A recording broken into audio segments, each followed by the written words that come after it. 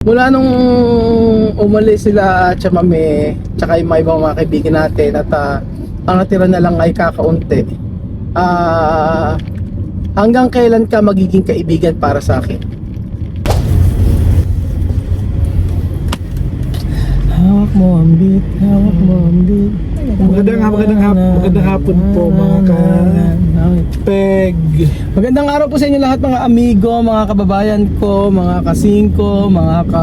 Team Puyater, shout out kay Tita Mariton, kay Ate Lulu, kay Ate Mean, Team kina Ate Ropina, Tita Malut, kay Ate Karen Palero nasa lake, ano ba yan? Sa Pantabangan? Lake Farm, na gusto niya pumunta, na gusto niya yung Lake Farm, sabi niya. Magandang araw po sa inyo lahat mga kababayan ko. Ngayong araw po mga kababayan ko, mga amigo, ay magkakaroon po tayo ng question and answer tungkol kay Kuya Bedjun. Ang tagal na po tayo hindi nagkakaroon ng question and answer tungkol kay Kuya Bedjun. Kaya Kuya Bedjun, handa ka na ba sa mga itatanong ko? Ito walang script, diretsahang mga tanungan lang ito. Bago muna yan, ito po ay Korean, Vietnamese coffee. Sabi nyo lang po. Vietnam coffee. Walang nagtatanong Kuya Bedjun. Sarap. Walang nagtatanong. Masarap ba? Vietnam mo. So, ngayong araw po mga amigo, Tingnan mo daw nga, masarap. Ayun. Vietnam coffee. Ngayong araw po mga amigo, ang tagal-tagal na po natin na walang question and answer kay Kuya Bedjun. Kaya gusto ko po magtanong kay Kuya Bedjun ng mga katanungan na hindi po nating napaghandaan. So bagko saya ngayon lang natin ito itatanong kay Kuya Bedjun. Kuya Bedjun, naligo ka ba? Yes. Once a Yes, day? Papa. Ilang anong gusto ko tang tanungin kasi almost marami kasing mga issue nga lumalabas about sa iyo gusto kong iklaruhin mo ito. May issue din na lumalabas kay Madam. About saan? No? About kay Madam, ano yun? Alam mo yung binabasa mo namin na pag-usapan. Bedjun? Gusto marami lumalabas sa issue about sa iyo. Ano ba talaga ang totoo? Ano bang issue sa akin? Sabihin mo na yung totoo. Ang issue lang sa akin si Bundat. Hindi yun. No. Bakit daw lagi mo akong pinagtatanggol? Alam mo nang mali daw yung ginagawa ko. Yun, yung mga issue na yan.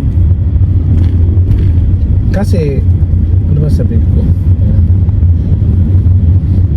Lagi mo lang daw ako pinagtatanggol kahit mali na yung ginagawa ko. Ba't may mali ba sa ginagawa mo? Wala naman mali sa ginagawa mo, di ba? Tapos lahat ko na tinatanggol sina Tita Marto, tinatanggal ko lahat ng mga friends, mga close friends ko, tinatanggal ko naman kasi nga siyempre, kasi at alam mo naman totoo, di ba? Alam mo naman totoo na kung saan yung kung pag mali, huwag mong tanggol, di ba? Tama ba? Sagot ko? Pagtanggol yung ipagtanggol yung mga inaapi dapat kasi yun ang, alam mo, frustrated lawyer ako. Actually talaga gusto ko sana maging abogado.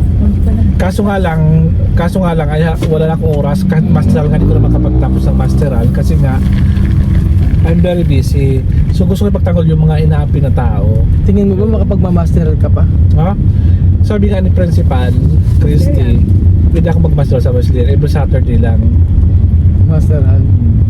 Ano yung mamaster mo? Master in In culinary at ano? Hindi, master in siguro sa akin master in management. Management? Ha? Bakit management? Hindi mo nga ma-manage yung sarili mo, di ba? Master in business management kasi magkatayo ako ng panibagong business dito sa Nueva Ecija. Abangan niyo kung ano yun na business na yun. Oo. Akala ko ba yung bonus na ibibigay ko sa'yo, iipunin mo, bakit sasabihin mo ngayon na itatayo mo ng negosyo? Alin, para, di ba, mag-invest ka. Alam mo para mas rumami yun. Pagkatayo ako ngayon ng lupa, alam mo ba yun, maganda kung bila ako ng lupa. Alam mo, mapapayo ko sa'yo kung magne-negosyo ka. Pag nagnegosyo ka, maganda iba-vlog mo para matuwa yung ibang mga Oo, gusto ko maging inspiration ako sa mga nanonood. Gusto ko mapakita sa kanila na ako ay nagsusumikap para magkaroon ako ng magandang kinabukasan. Despite sa marami akong mga insurance na binabayaran, gusto ko rin magtayo ng mga business na makapagbigay sa akin ng kita in the future. Hindi lang para sa akin, kundi para sa aking anak na si Eman, di ba? Yun ang importante sa bawat buhay natin. Bakit si Eman la? Paano yung si Den? Ano? Bakit si Den hindi kasama? Si Din kasi meron na siyang trabaho, nasa Okay, government na okay. siya. Pag siya ay matanda na, meron siyang may pension siya o mataas naman ang sahod niya. So what else we can ask for, di ba? Dapat you need to be contented with what you having right now. Kasi nga, kung aas ka pa ng iba, that's overlabis na yun. Overlabis? Ay, over na yun sa ako, di ba? Over na yun, di ba? Masama, pag sobra-sobra, masama yan, Ruel. Bakit gusto magnegosyo sa Nueva Ecija? Ba't ayaw mo sa Bicol? Ano? Ba't ayaw mo sa Bicol? Pwede ka naman sa Bicol magnegosyo. Mag-expand ako sa Bicol. Ano mag-expand? Branches. Di ba? Hindi mo kailangan lang pakala mo sa iba silang tayo nilang. Ah. Pati sa Pampanga, sa Bicol, sa... Ala bang hint about Ano? sa negosyo tatayo mo? Ano ba yan? Kainan ba yan? Meron siyang Kainan hint. ba? Ano? Ano? Monkey. Ha? Monkey business. Hindi. Ala, Yung business huwag mo nito, i-reveal kasi. Hindi ko pwedeng reveal to. Huwag mo nang i-reveal pala. Kasi pag ni-reveal mo, naku, mamaya nasa kabila ka na. Malamang kahit ngayon, bila tayo. Anong ano naman ang masasabi mo na Siyempre, balitan ko yung mga kaibigan ko kasi Wala nga... pa akong tanong, Beljun. Di ba, ano? tanong ko, di ba yung sabi ko nga, ba't hindi ka sa Bicol mag-negosyo? Bakit dito ka nag-negosyo? Sabi mo mag-expand. Kasi nga, mas maganda dito ang business kasi nga maraming tao dito ang mga nangangailangan ng tulong. Kagaya sabi ko, marami rin. Pero mas, itong nakita ko itong lugar nyo, kailangan pa niya is very less progress. Nakita ko dito. Kailangan tulungan natin yung mga nasa LGUs, Yes, progress! sa government, Kaya naman ako para sa... mabigyan natin sila ng magandang trabaho. Kaya naman ako sa Bicol na puro manggahan, tsaka puno ng... Shut puno up! ng puno. Mukha ka dong... Dito lang nakita mo ito, puro mangga. Sabi ko naman, why magkaroon tayo ng rambutan? Sa inyo nga, may mga- so many mangoes here. May mga bukal pa nga sa inyo. Gusto, ano? Bukal. Oo, bukal sa puso ang pagtulong sa kapwa. Parang ibig ganun lang yun. Bukal yung di ba? Pag sa bukal, may tubig. Paano pag dumating na... makinig ka muna sa akin. Paano pag dumating yung panahon na wala na ako may pasahod sa'yo, mag-i-stay ka para ba dito? Kaya nakatay ako ng mga second plans. Ano ba second plans mo? To make business and business and business para mas maraming pera okay, tayo. okay. Di ba? Di ko ka dapat umasa lagi kay Ruel. Paano kung si Ruel baga na wala ng pera o paano Huwag naman wala pera. Ibig sabihin, Napaka-negative mo naman. ibig sabihin, what I mean is, paano kung ano, di ba? Hindi ba natin alam masabi ang panahon? Pero alam ko naman, you are trying to do your best to make the better, to make more money, di ba? So, gusto ko, siyempre, kailangan rin natin magtayo ng pagkakitaan natin. Huwag tayong umasa lagi sa ating magulang, sa ating kapatid, sa ating kaibigan. O sa At tanong ko lang naman sa'yo, bakit tao nagbibigay sa atin bibigay ng pagkain araw-araw. Ikaw, may tanong ko sa'yo. Ito yung seryoso to ha. Yung pagtrato ko ba sa'yo dito sa Nueva Ecija ay tama? At tingin mo ba na abuso ka sa ginagawa kong pagtrato sa'yo?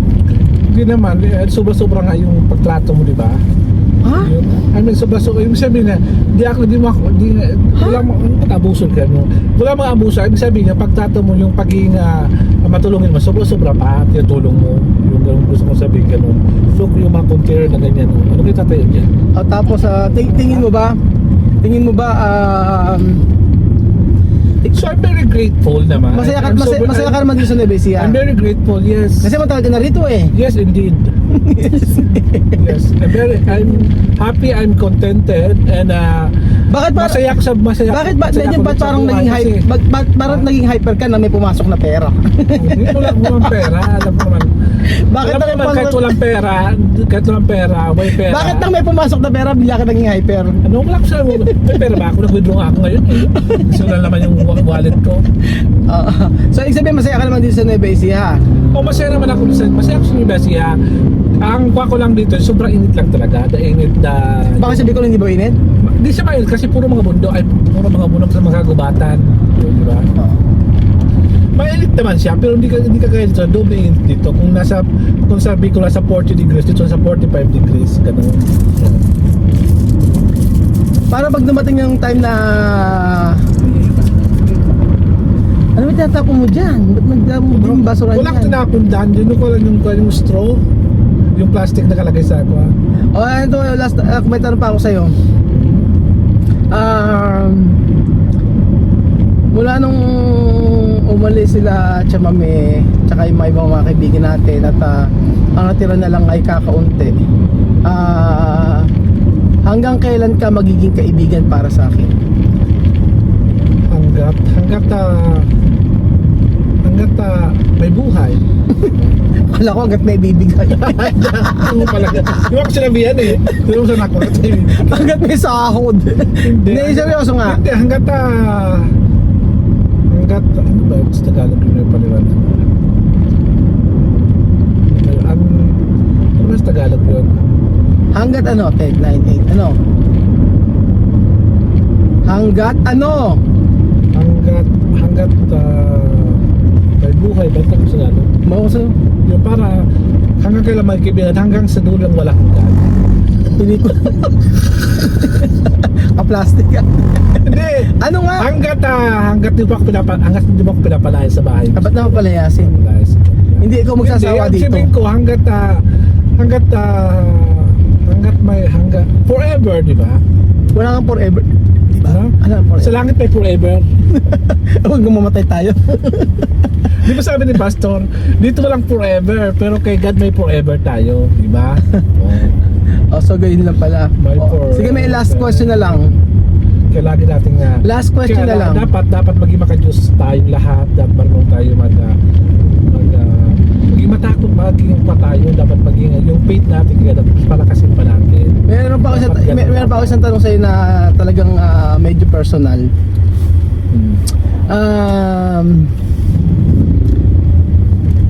Tingin mo ba sa lahat ng mga tao na hindi mo na personal to, question lang, na-feel mo ba na maraming tao na umabuso sa akin? Yes, maraming tao nag-abuso sa iyo, nag-abuso sa iyong kabetya, nag-abuso sa iyong kaperahan, nag-abuso sa iyong sa iyong kahinaan for your weakness, di ba? Ganun. Ba't ang ba weakness ko? Ano?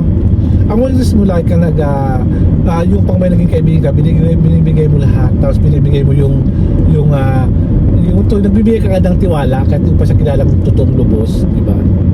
So maraming ganun ka naging kaibigan na ganun. But in the end, where are they? They're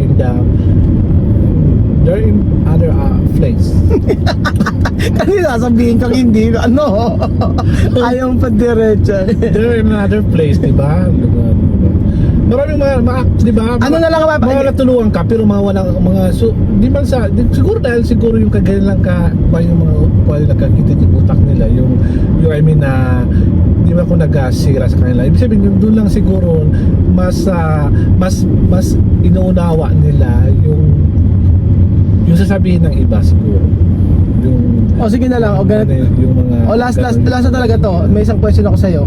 Ano yung maipapayo mo na lang sa akin? Ano lang maipapayo mo sa akin? Sa lahat ng mga nangyari sa akin. So maging kuha ka dapat, mapanuri ka dapat, maging kuha ka dapat sa mga kaibigan mo, yung mga makikilala mong mga tao in the future. Dapat marunong ka dapat magtag doon yung yung kailangan mo muna bago ka magtiwala, diba? Para in the end hindi ka nasasaktan. Tingin mo ba Hindi ka naluloko, kasi hindi ka na-scam, hindi ka iniiwan. Kasi dito sa Pilipinas, ang lagi natin magkakasama na lang si Marvin, ikaw, ako, si Madam. Tingin mo ba si Marvin tsaka si Madam tunay na kaibigan? Tapos Cheres, yung mga taong nagmamahal sa iyo, totoong mga taong kaibigan, dapat yun ang pahalagahan. Tingin mo ba si Madam tsaka si Marvin ay tunay na kaibigan? Si Madam, totoong kaibigan niya kasi kung ano ugali ni Madam, yun na talaga. Si Marvin, gano'n talaga pag minsan may bahog din kasi yun eh. Oo. Kasi minsan, pag gano'n talaga eh. Tapos in the end, Okay naman. gano'n talaga. Ang totoong kaibigan, di ba, may up and down, tapos may problema, may sindihan, pero in the end naman, nagkakaintindihan naman. Kasi sa lahat ng mga naging kaibigan ko, si Belgium, si Madam tsaka si Marvin yung hindi nang iwan sa akin. Sa lahat ng mga kasi may mga times Kasi na malawak ang kailang pag-unawa, kaya naiintindihan ka na. Alam nyo, kung malawak ang pag-unawa mo, naging open-minded ka, tapos naging ka. meron kasi na ang lawak ng pag-unawa nila, meron times na nangyari sa amin about Kaya meron nagdidibat ka, minsan ni Marvin ka minsan ka nagkakaunawaan sa isang bagay, tapos hindi, ang bawat isa kasi nagpapakumaba ang bawat isa.